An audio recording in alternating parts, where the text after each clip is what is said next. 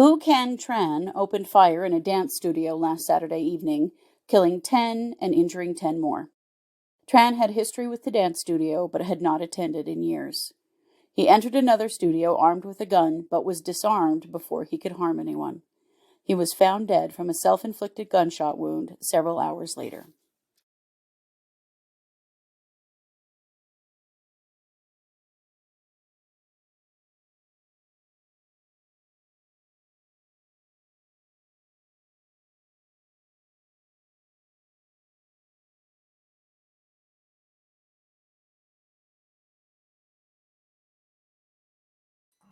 Hey everybody, welcome to the True Crime Squad. I'm Kristi Brower, here with my sister, co-host, and partner in crime, Katie Weaver. Hey Katie.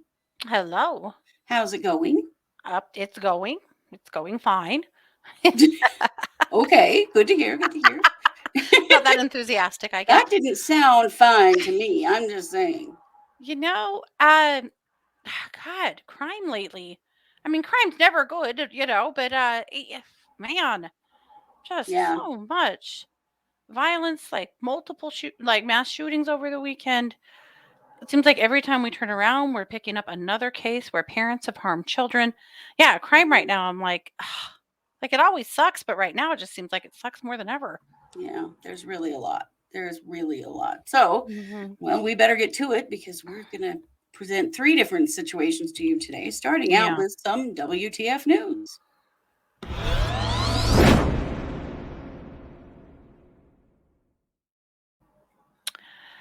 WTF, Florida. Oh no. Why can't you let people die that are terminally ill? Why can't we let people die that are terminally ill? Yeah. The U.S. is so squeamish about it. And a lot of other countries and some states here in the U.S. do allow people to, with a psychic eval and some sign-offs from professionals, allow people to, engage in some kind of assisted suicide. For good reason. When people are on hospice, when they're terminally ill, when there is no hope left, we are very happy to let them suffer. It's commonplace in the U.S. to euthanize animals that are towards the end of their lives and that are suffering, but we won't do that for our people. And there's a really sad case coming out of Daytona Beach. Yeah. In which a 76-year-old woman, her name is Ellen Gilland, sorry. Ellen is being charged with murdering her husband. This is Ellen. So Ellen's husband was terminally ill and was really going downhill. And they had apparently, according to authorities, they had a pact that if he continued to get worse, his name was Jerry, he was 77, that they would commit a murder-suicide together, essentially, and end this. Well, Jerry ended up in the hospital on the 11th floor, and Ellen showed up with a gun to let Jerry at least carry out his final wishes and get out of that body, out of that situation. But Jerry was not strong enough to hold a gun and pull the trigger. And so Ellen ended up shooting him. And did wave the gun at some other people and kind of had a standoff after that happened.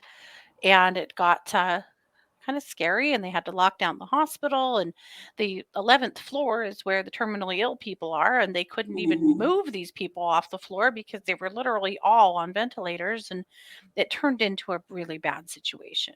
Yeah. And so Ellen now is being held on no bond on a charge of murder and other charges that are coming for her for what she did there in the hospital for a further date.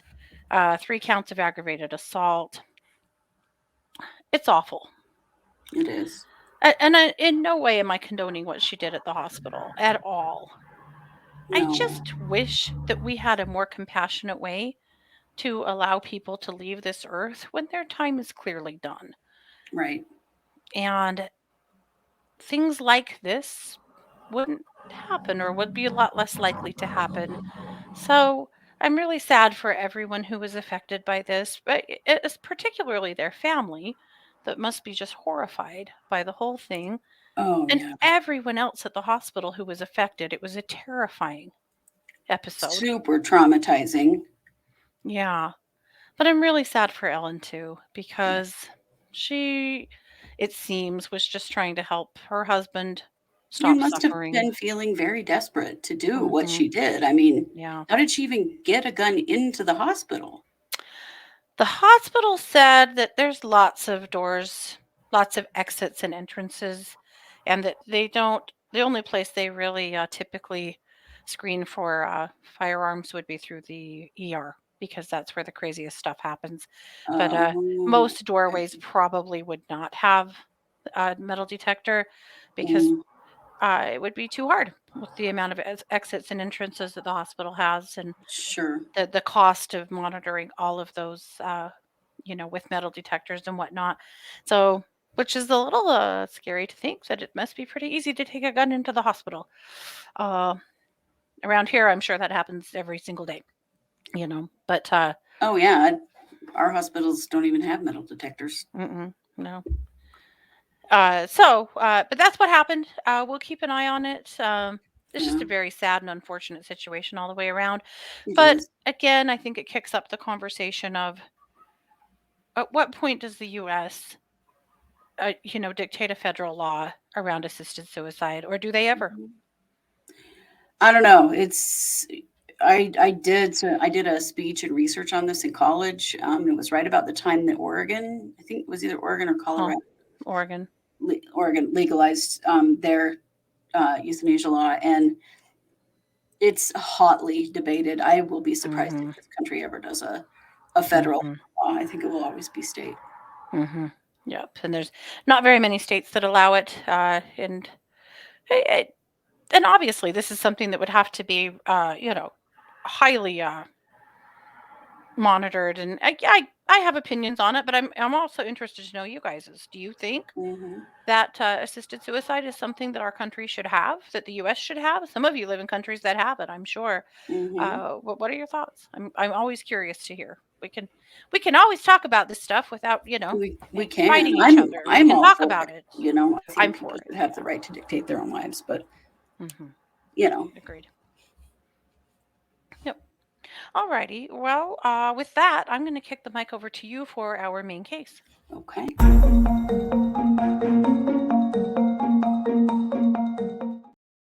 Strangely enough, we're covering at least two cases with people in their 70s committing gun Yeah. violence, which is honestly not common at all.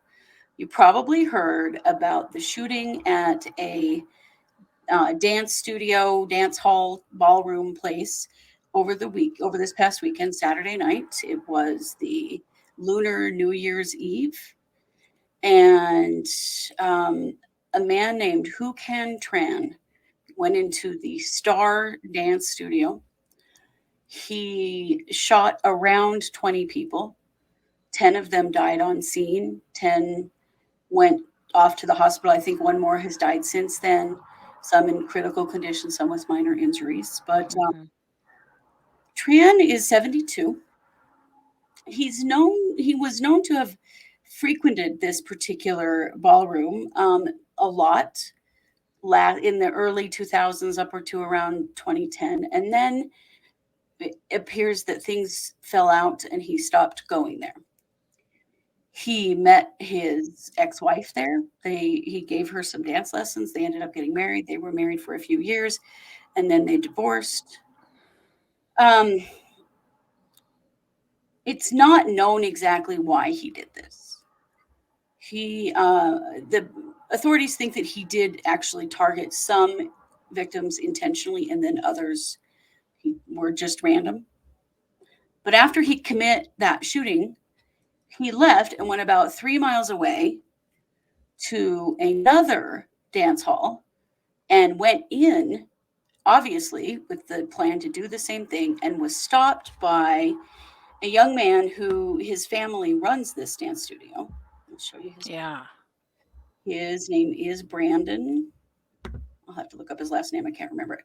Um, but Brandon the hero is his name. Yeah. Brandon disarmed him, grappled with him physically, and got the gun away from him.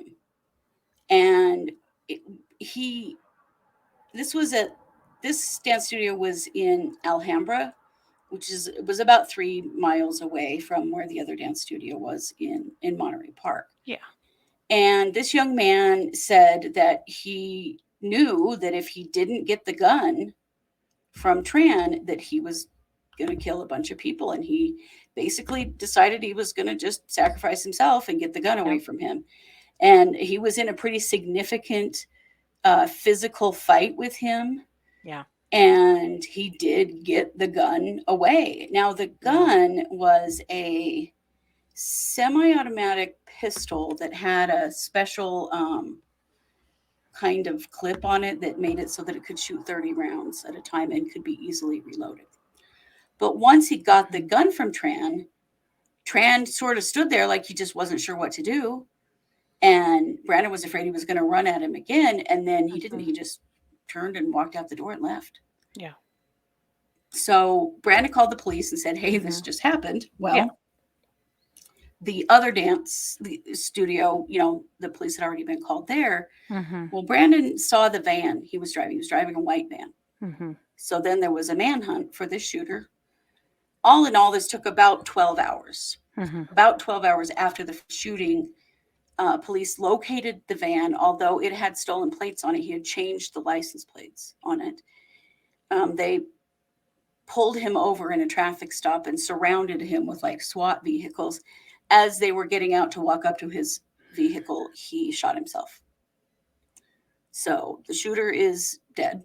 And now this community is left with this unbelievable tragedy to try to make sense of. So in a place that just should have been so safe. Yeah. Well, and it was a big celebration. Like it sucks. It's so awful. And this was so going to these ballrooms and doing ballroom dance is a big community pastime in Monterey Park. Now, Monterey Park is 67% Asian. So it's a very big Asian population. And the older Asians in this population, the way that they socialize and the way they get their exercises, they do ballroom dancing. The Star studio where the original shooting was is 6,000 square feet. There were several hundred people there at their Lunar New Year's Eve dance. Yeah.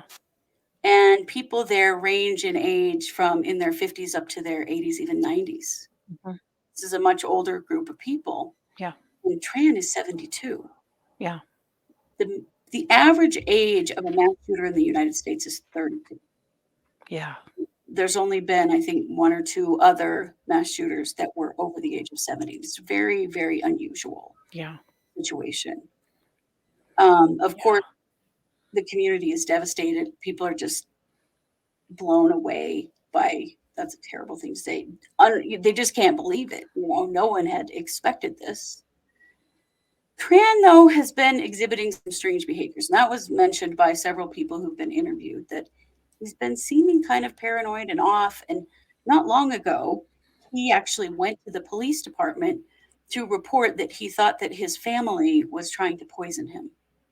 Oh. There are real questions about what was his mental status. Yeah. This is Tran. This is what he looked like on surveillance at the dance studio. So wearing a hat. Authorities identified weapons and several other things in the van that showed them that immediately that he was, in fact, the shooter. Yeah. In this case. It's stunning. It's terrifying. It's horrifying. Yeah. And first of all, rarely are mass shooters older like this. No. I mean, they're almost always men. But no one's really sure what the motive is. But it appears that he had some kind of beef with some of the people, maybe even the owners of this particular dance studio. Yeah. And believe that some of the people who were shot intentionally. This wasn't just a random shooting. There was some intent behind it. Yeah. But know all of that quite yet. We know a Mm-hmm. few things, about him, but I think a lot of people are still just so unclear Yeah. about what would have led him to do this. There have been some rumors that his wife was there dancing. That would be his ex-wife. They are no longer married. But we don't know for sure if she was there or not. They have talked to her. So Yeah. she was not killed in the shooting. But yeah, the investigation to the police department was just he actually did it twice, January 7th and January 9th. Mm-hmm. Um, and he accused his family of poisoning him and of fraud and theft in his Wow. family. And he's saying that this all happened 10 to 20 years ago. And he said he was Oh going to come back gosh. with documentation. Mm-hmm. And he didn't. He had never come back. So, of course, the police are treating this, as a very sensitive, ongoing investigation. They want to know what happened and why. He did have a long gun that was a semi-automatic weapon, as well as a semi-automatic pistol. Mm-hmm. That semi-automatic pistol he had was most definitely an illegal gun in California. So there's questions Yeah. about how he got that gun. Mm-hmm. So this is definitely a developing case in the trying to understand the why. Although, I think we're always trying to understand the why of things that Yeah. are unfathomable, Right. You'll never really understand. Right. Yeah. Yeah. They think that when he went to the second ballroom, which is called Lili Ballroom and Studio, that he was seeking to kill two specific people. Wow. But he was disarmed before he could do that. Mm-hmm. So obviously there was something that spurred this on. But a lot of the Yeah. people that knew him from the Star Ballroom had said that he wasn't a part of the ballroom community for at least the last decade or more. Yeah. And so they're really unsure. But, he's doing this where he was reporting these things from his family 10 to 20 years 10 ago. to 20 years So ago. was he Yeah. kind of stuck in that time frame, maybe thinking of what caused him to stop attending the ballroom to begin with? Mm-hmm. Apparently, when he did go to the Star Ballroom, he made a lot of complaints. He was always unhappy about something that was going Uh-huh. on there, and kind of known as that person. But I mean, he stopped going so long ago that Right. it's all pretty confusing and terrifying on this weekend that was supposed to be this Right. huge Celebration. right? And there was a big festival in a park near where the shooting happened that happened on Saturday. It was supposed to happen again on Sunday. They canceled it Sure. to be sure that Yeah. everybody was safe and just out of respect for the victims and their families. Certainly. Mm. So we'll continue to update this case as we learn more, because it really is interesting what would lead a 72-year-old man to do something like this. We're not talking about an impulsive, angry young man here, Right. Right. And so it is concerning, and it does make you wonder, like, Mm-hmm. was he in dementia or Alzheimer's, and his thinking wasn't clear anymore? What really was Right. going on there? Those trips to the police department are really sus. They really are, and reporting things that supposedly happened 10 to 20 years ago. And why Yeah. was he so, wrapped Well, up and in trying to those? poison you, that's not a this happened 10 to 20 years ago kind of thing, No, like, That's well, really clearly strange. they didn't poison you because you're still here. Yeah, so there's a lot more for us to find out, of course. Yeah. But all our love to the victims and their families. And as always, we just want to find a way to stop these shootings. Yep. Yeah. All right, Katie. Well, you're going to wrap this up for us with some creepy crime. Uh-huh.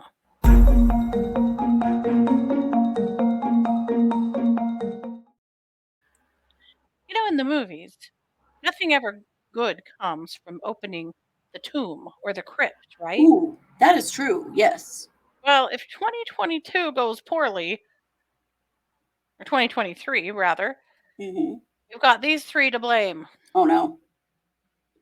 So these fools right here, picture protected by their government, I believe. This was on the government's Twitter page, and they are all blurred out. But Mm-hmm. guys got caught trying to steal this guy.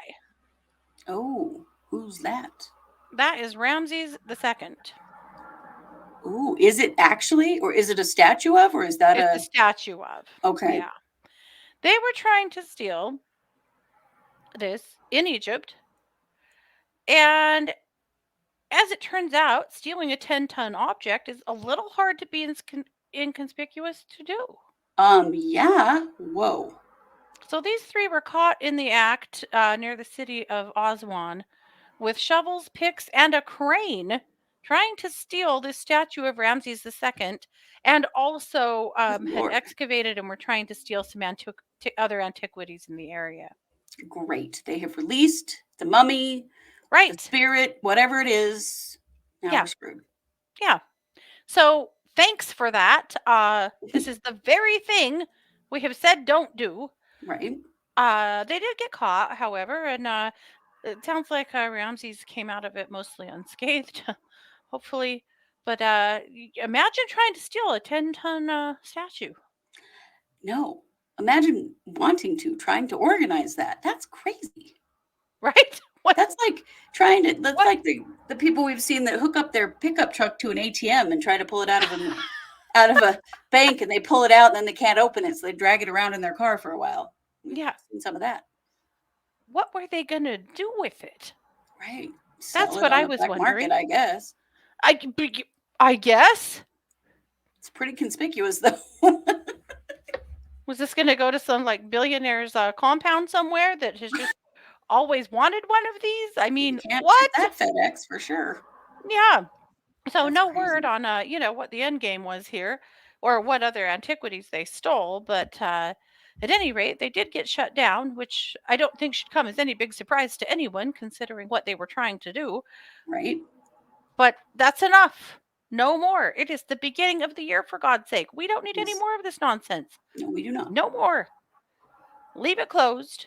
Don't touch it. Don't open the ancient thing. Just stop it. Don't be looting any graves. We do not need that kind of bad karma. No, we need good karma. We need to clean some stuff up, not make it worse. So, Yes. anyway, Agreed. thanks, guys. Thanks a lot. Well, thank you for ending this episode with a little bit of brevity, because we needed it after those first two stories. My God. This is our Wednesday episode, so we'll be back tonight at 7 p.m. Mountain for our Case Updates live stream. That happens at 7 p.m. Mountain on our YouTube channel and our Facebook group. And of course, it'll be available after the fact if you can't come live, but that's where we give updates on everything that we're covering. You know, if you think maybe you watched an episode and we're a little behind on the details, be sure to check the date of that episode and then come to the update show, because that's where we update everything. Yep. Try to stay up on as much as we possibly can, although sometimes it feels like a lot. We want to. Yeah. We do. That is very true. If that means anything. Yeah. We're doing our best, you guys. We swear. All right. Well, you know it. We are the True Crime Squad. Thanks for being here. Take care.